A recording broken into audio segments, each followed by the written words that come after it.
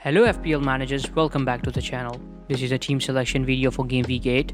I've done the points review in the early thoughts video, so if you haven't checked it out, link is in the description below.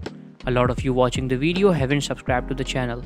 I request you all to please subscribe and enjoy the loads of fantasy content I upload. It really helps me grow and keeps me motivated. Let's aim for 500 subs till game week 9. Moving on to the team selection, I have used my wildcard already this season and it gave me an edge in securing a good rank which now stands on 47k overall. With that being said, let's look at the team selection for game week 8. Ramsdale is the man to start in goal. I transferred him in at a price of 4.5 million when I used my wild card.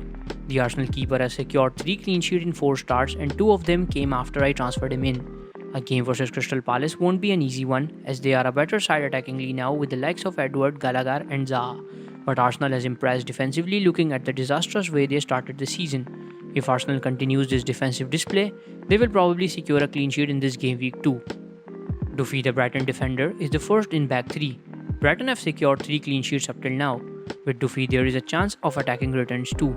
Duffy has registered an assist and has a goal under his tally. He faces Norwich away from home this week. Norwich are one of the sides that are yet to make an impact in the Premier League. They are very weak in defense and their attack isn't impressive either. There is a chance Brighton may secure a clean sheet as they are overall a better side in this fixture. Rudiger has an orange flag shown on him as he has suffered a back injury. There is still time for him to make a comeback. Chelsea have kept 4 clean sheets this season. The German defender has already secured 36 points in this season and has a goal that came against Spurs. A fixture against Brentford is not a difficult one, but Brentford has stunned us in 2 big fixtures. If Rudiger starts and we consider Chelsea's defense, it won't be very easy for Brentford to score against them. Martial, the Wolves defender, is also the type of defender who has the ability to return attackingly. Wolves have kept 2 clean sheets and the Wolves defender has also registered 2 assists this season.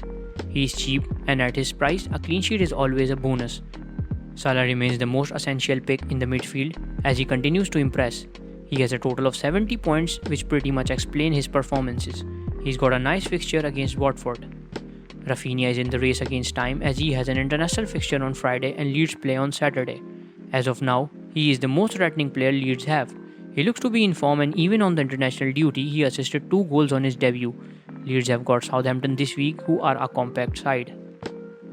The third midfielder Gray remains in the side for now. He has been involved in goals for Toffees. 3 goals, 1 assist in 7 games is quite impressive. West Ham United are a stronger side and a return won't be easy.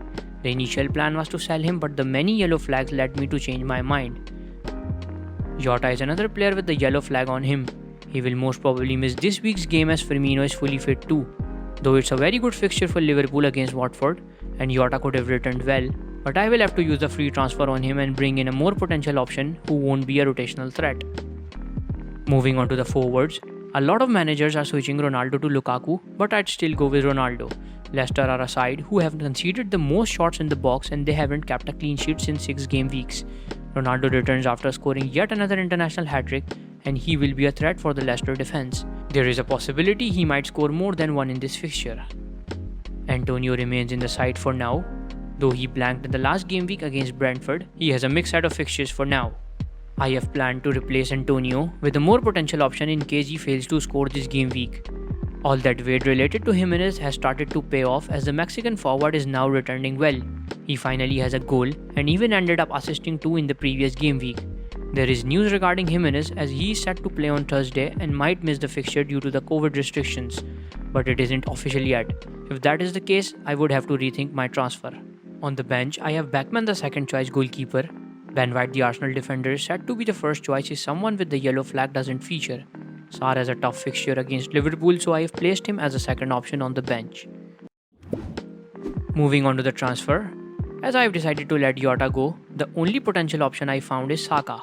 Foden could have been a better choice if I was on the wild card. If Pep Rowlett strikes me, I'd be left with only Salah and Gray to play in the midfield. With Saka now added to the side, this is what the team will look like. Mo Salah of course is the perfect candidate to hold the armband. The Egyptian even returned against Man City. The final team will be posted on Twitter. The link is in the description below. If you enjoy the content I post, do let me know. You can also share your transfer thoughts in the comments below. Subscribe to the channel before you leave if you haven't already. This is it from my side. Thank you for watching FPL Experts.